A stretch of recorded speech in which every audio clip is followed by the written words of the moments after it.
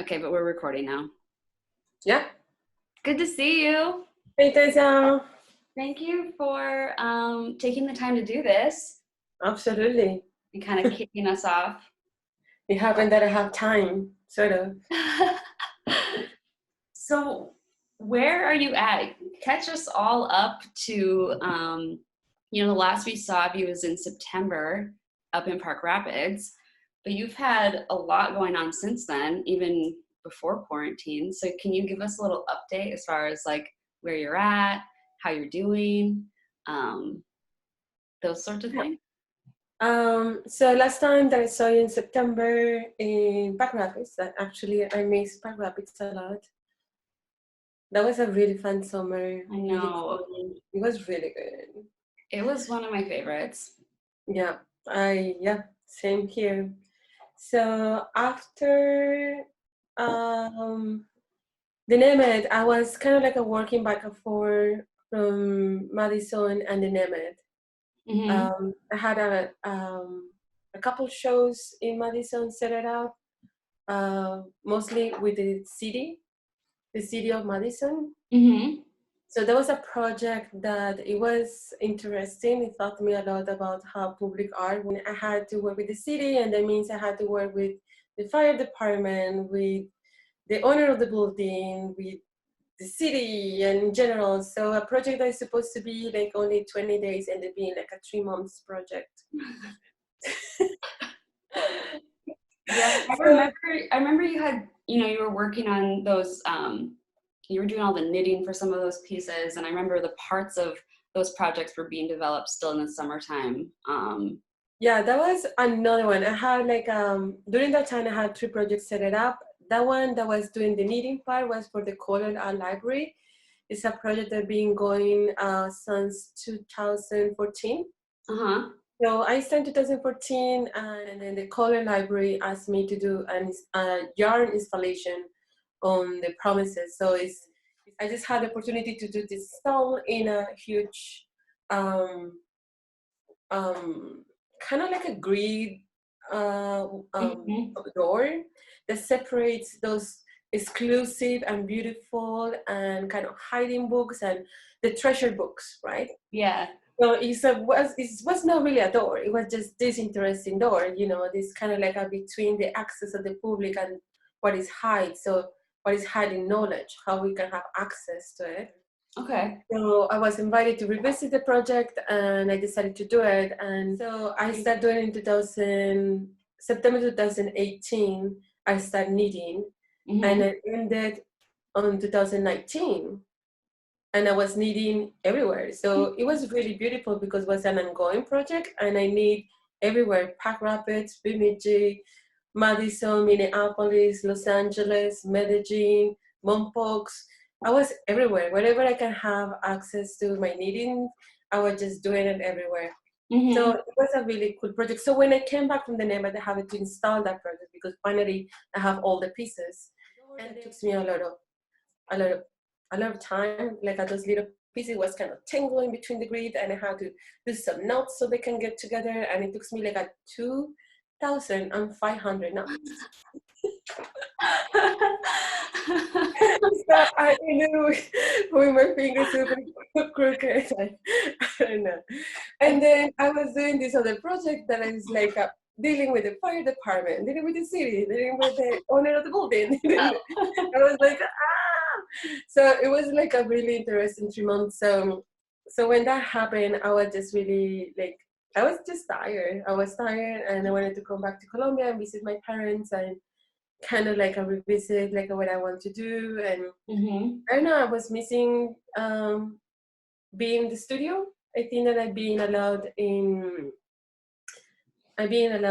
doing like a community project and public projects, and so I think being in Colombia is a really good time to come back to my roots, and it's a really safe space for me.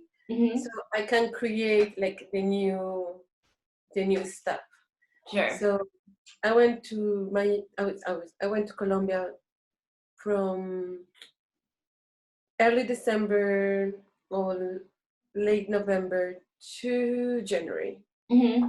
And was that time what you needed? Were you able to sort of like reconnect with your practice? Because I'm going to mention it later, but there is something like so incredibly generous about your work, in the way that you include others and consider their experience and the narratives that they bring to it, which I think is so beautiful and is, integral to your personality. But there is still some, like, you're still sacrificing yourself in some even minor way. So was Colombia a refreshing time for you, or how did it go? Well, Colombia is always interesting. I have to visit you down there. That's when we get out of this. When quarantine 2020 is over, I think I'm gonna try. I think Colombia might be if you're I down think there. everyone should go to Colombia. It's such a weird, crazy, and that's where this new series is come from. Because it's such a really weird place for me. I love Colombia because it's my country. It's my culture. Mm-hmm. However, I've been out of the country for so long that I've been just speaking other people's behavior and other culture things. So I'm not enough Colombian anymore, as I'm not enough in anywhere where I'm going. So come back to Colombia is like I feel very dear, and it feels like it's my home, but I still feeling no complete. Okay. So I always dealing with that coming back and forth, and I find out that when I'm there, I have to stay for a long period of time so I can come back to my roots and kind of like I remember sort of the person that I am, the Mm-hmm. Colombian part. Yeah. So Colombia is always good. It's just because of that, because also the time wise is different.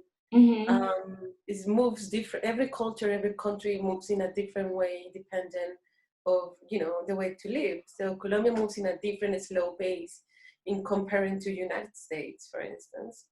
And I also have a ton of friends, so I spend a lot of time just hanging out with my friends and with family and walking the city. I love walk the city. Mm-hmm. It's really cool. And then it's always time to play and dance and listen music and drink beers, and it just is really important for the culture to be together, to just get Mm-hmm. together and have fun. So I just enjoy that. Yeah. I'm so glad. I mean, sounds like you really deserve that time coming out of such a busy 2019, but then especially, of course, like unknowingly entering a period that isn't about gathering and dancing and drinking beers with your friends. I mean, I feel like it maybe sustained you a little bit to not feel so like depleted going into what we're dealing with now. I don't know if you would agree with that or not. Man, I miss it so much. Yeah. Cause wait, so now you're in Miami, right? Yeah, I'm in Miami now. I'm And in Miami how is now. it going? Like, so you kind of caught us up. Like, how are you? You're in Miami, um, basically for its proximity or its easy back and forth to Colombia, right? That's kind of why you landed there, and you have friends there too. You said. Yeah, I have two good friends, like from undergrad when I was in Colombia. Then they live here, Mm-hmm. and then I'm trying to look for my identity, sort of, and get if you come back again about being really out there, and it's been awesome to be this kind of like a patchwork of different people and cultures and way to think and talk and everything. But I feel that I'm missing something related with my own culture. Mm-hmm. So Miami is a good place for that because I can figure out how much Latin person I am. Mm-hmm. And as it's close to Colombia if I need to go, if I want to go, well, and it's also close to the Midwest. It's very cheap to travel between the Midwest and Miami. So I needed to find something in between, and I want to be close to Europe as well. Mm-hmm. Yeah. and, and I love swimming. A swim. Man, I was swimming so bad. I moved here 3 months ago. I only could swim twice in the ocean. This is a scam. This is a Oh, scam.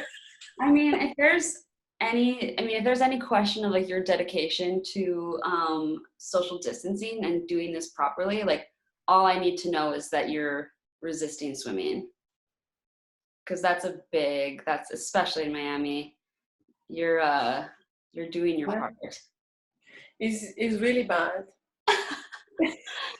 I I hope, yeah, that first swim, I think I might cry of tears of joy.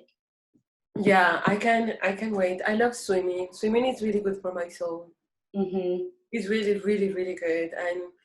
And that's one of the reasons that I wanted to be there. I wanted to be here, the possibility that I can swim, and I love the ocean, and Yeah. so far, that's what it is. They're being closed. It's hot. Has this had, I mean, you already, you've mentioned, I mean, having such a mobile studio practice and lifestyle going into this. So I'm really curious to know how being, in lockdown or in a shelter in place in one location for this long, has it had any impact on your studio practice that you've noticed? Sort of. I think that as an artist, you always work in the studio. You are always enclosed in the space, working and working. So it didn't change as much on the idea of always constantly work. The difference is like it's self-imposed as an artist to work in the studio. However, you have the option to don't know.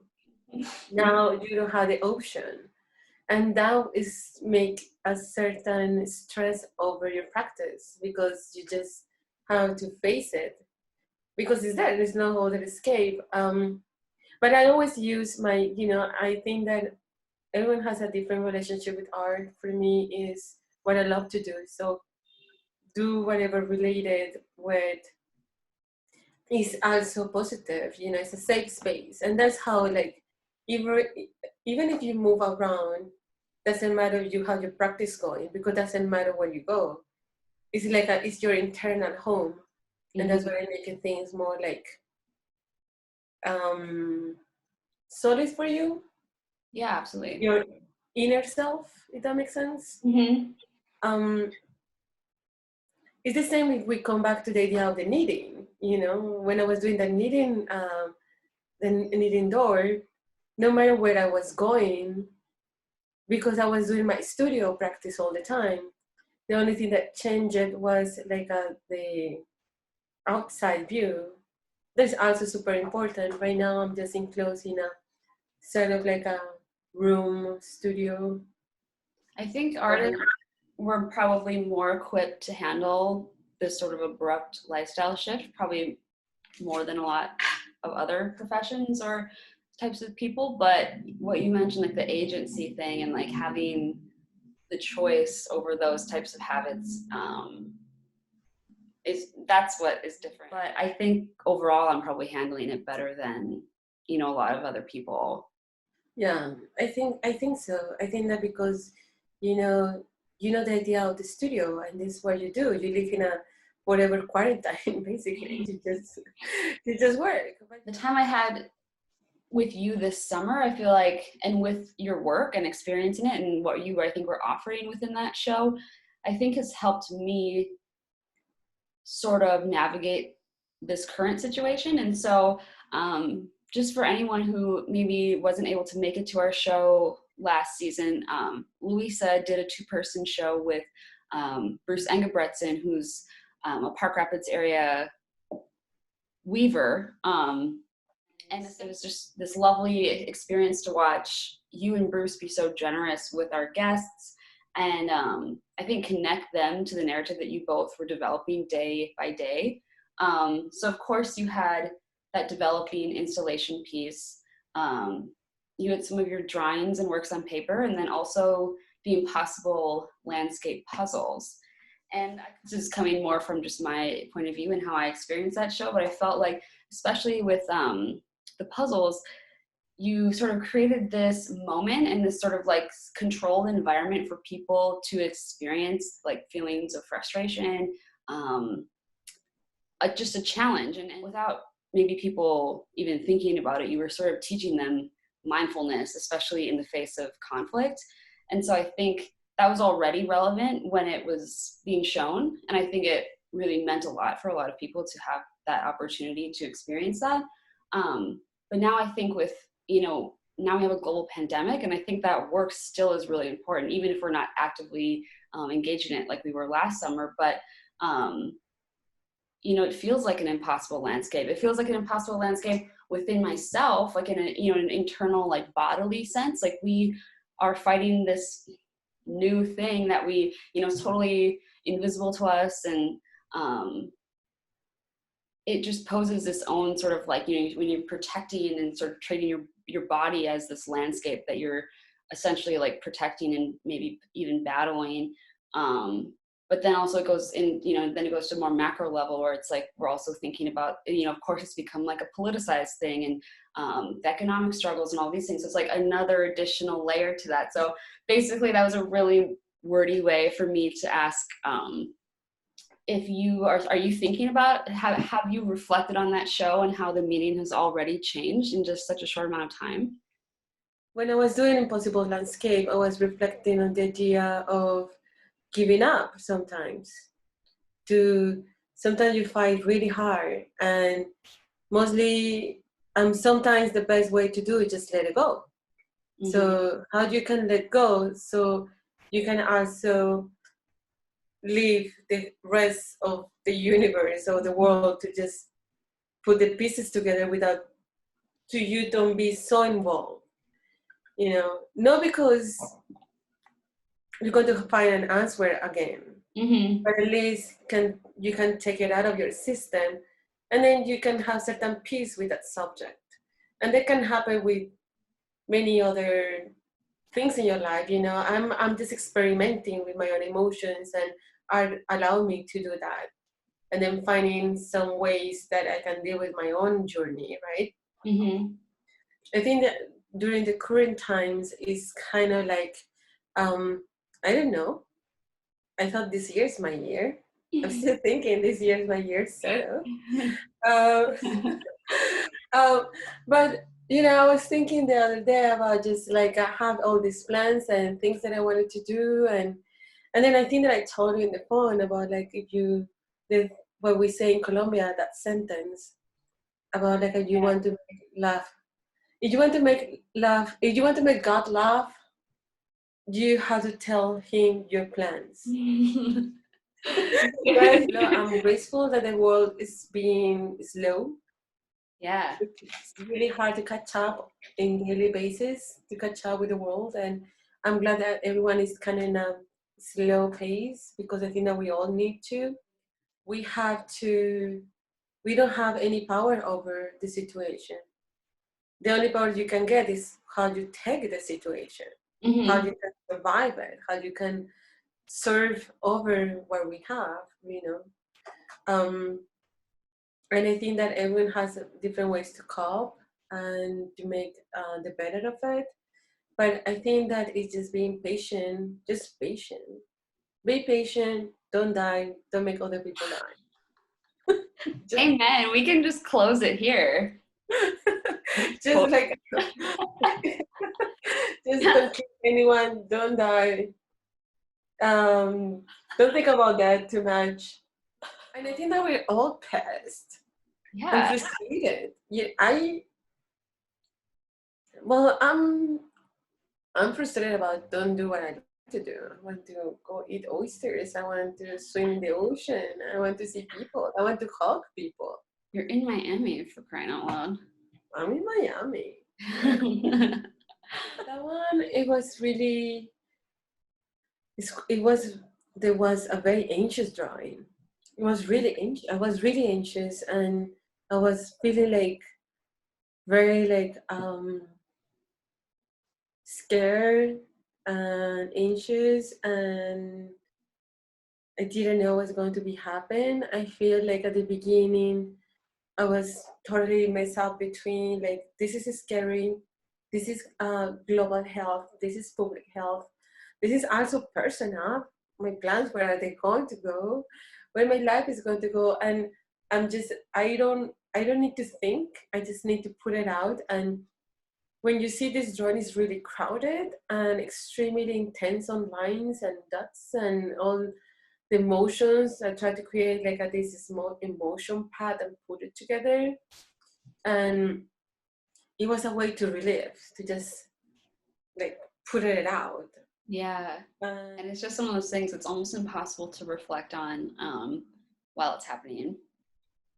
And so I have this anticipation for like what parts of my life or other people's lives, like what parts of this kind of stick and what things go back to normal, like somewhat naturally. And we'll just have to see, I guess. I'm glad that you kind of segued into the gallitos. Do you want to tell me a little bit more about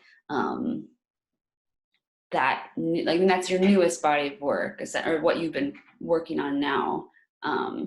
Could you explain to me a little bit about the meaning and how you came to it and the subject matter? So gallitos was like based on the way that the Colombian people talk. Mm-hmm. So we call it parlache. That's basically a slang, and it grows in the 80s through the whole narco-trafficking world that we live, and studying the more marginalized places in Medellin, and ended being like a really current, and we all talk that way. Mm-hmm. We talk that way from highest first to lowest first. We just doesn't matter where you are in the pyramid of status, mm-hmm. You use those words, and sometimes it's really the way that you talk. Sometimes it's more like a funny way to talk, because it's a play of game. It's a game. Uh-huh. It's very playful, and I was hesitating to work on this because at the end there are phrases. So this series of drawings it's just way to talk phrases and the way that people behave or say things in Colombia, and put it together in a graphic way. Mm-hmm. Because all my work is really abstract, and I want to start combining and learning other techniques. So come back to something that is more figurative, as a shape, a recognized shape, as a gallito, a rooster, mm-hmm. Hen, chicken, That is, I also have my own experience. I decided to use chickens, hens, and roosters because it's dear to my family. We used to raise chickens. inside the household. It was like a palace. It was a beautiful house. My grandma used to have this beautiful house, but in the back, she used to have chickens and pigs. The house. In the city. It was not farm. It was like a townhouse, So, when I was younger with my cousin, we used to play with the chickens and let them pray. And there was like running, and then in the middle of the beautiful statues that my grandma used to have, and expensive lamps, and all this beautiful furniture, and then chickens went out. It was just, so I had my own thing, I had my own thing going on. And it's also a metaphor about how I perceive the Colombian culture. I think Colombians can be very sweet, but also can be very fasty, Mm-hmm. Colombian people have that double energy. They can be very amazing, but also they can be very tough. Mm-hmm. So it's kind of also a relation between like a cup fight, but it's a cup fight. Yeah. But also the movements, and you see just the pictures of the movement of these animals and the feathers and spreading and kind of like putting themselves in positions. This also really like aesthetically really appealing for me. Mm-hmm. So it has this kind of like emotional, cultural, personal, aesthetic. So it's mostly an excuse for me to just kind of like do a project. You always. I made this like a when you in Colombian when you say I stretch a leg, it means you're dead. But in daily day basis, it's just the way that people is going to talk to you because it's funny and it's weird and it's attached to our culture and it's I don't know. So a stretch a leg, is that one that's been around for a long time or is that newer?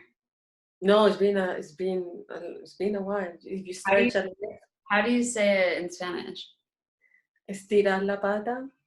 And it's not even a human leg. It's like an animal leg. Pata is an animal leg. It's like a stretch the part, like with a dog.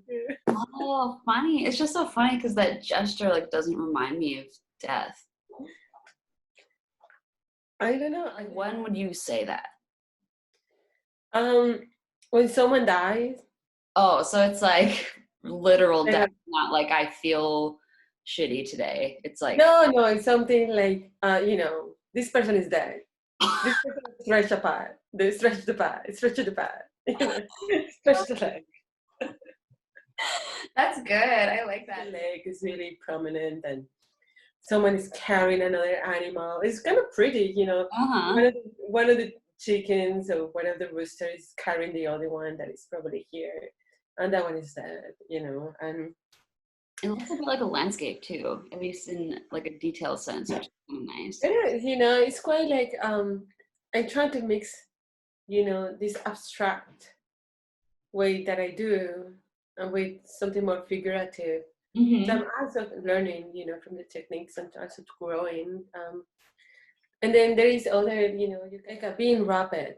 Like they say that when you rap someone, I have the drawing from rapid. This one. Okay. So I'm too rapid. Like let's say when you are going to like a package, mm-hmm. and then you put like things together. So rapid means that I have things to do. Like I have probably in a hurry, and I don't have time to do. So I'm rapid, but also it can be like I'm too high on drugs. So when I'm too high on drugs, I'm also rapid,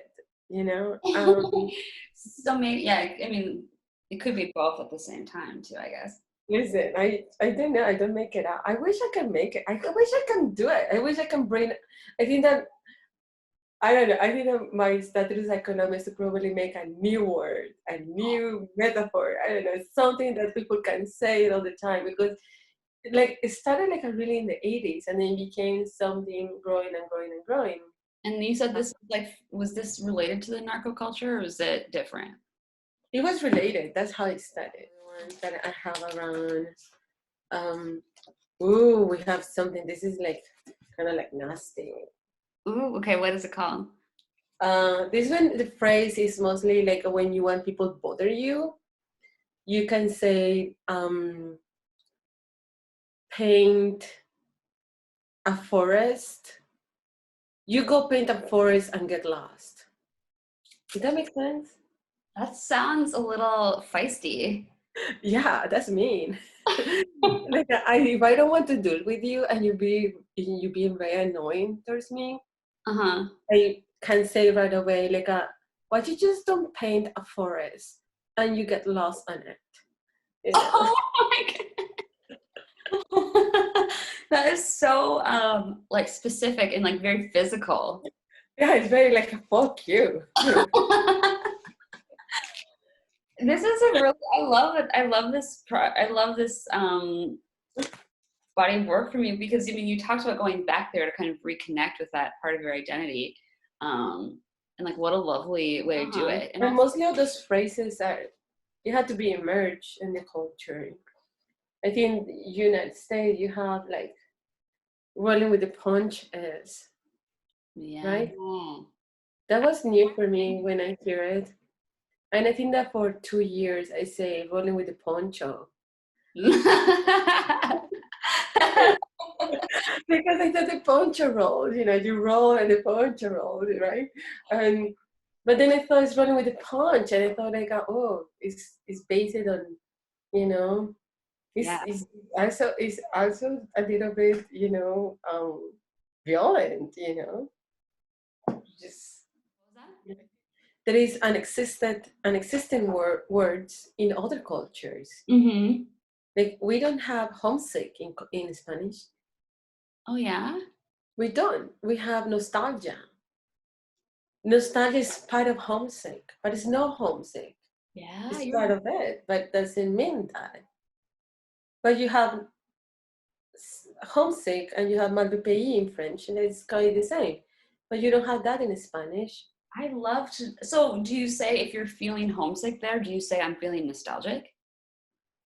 Yeah, but you have to explain with more words.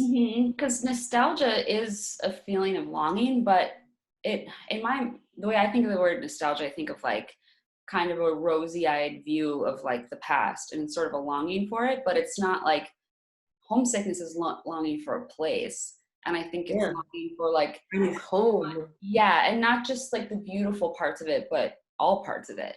And that sort of Exactly. groundedness. That's so interesting. I'm so glad you taught me that. This is just no, I'm just interested about how other people connect, and I think that I'm doing the same process with my own culture so I can find myself. Well, thank you so very much for taking this time and catching us up on what you've been working on and how you're spending your time. Um, you're missed up in Minnesota, but I'm glad you're also keeping it warm and cozy down there, hopefully. It's But I good. can't wait. I can't wait till we can be reunited, go for a swim, have a sleepover. Man, that would be awesome. I'm missing the Midwest a lot. You're missed here. So it's nice to like at least offer your voice and your ideas in for the meantime. Yeah, that's really good too for me. I wish I can be in the one of those beautiful lakes. You know, it'll come. It will come. It'll be so sweet when it does. That'll be great. Okay, well, I adore you, and I again thank you for taking time with me today. And I look forward to making some drawings with you in a few days. Yeah, absolutely. Okay, you take care. I'll talk to you soon. Okay, bye, Tessa. Okay, bye bye.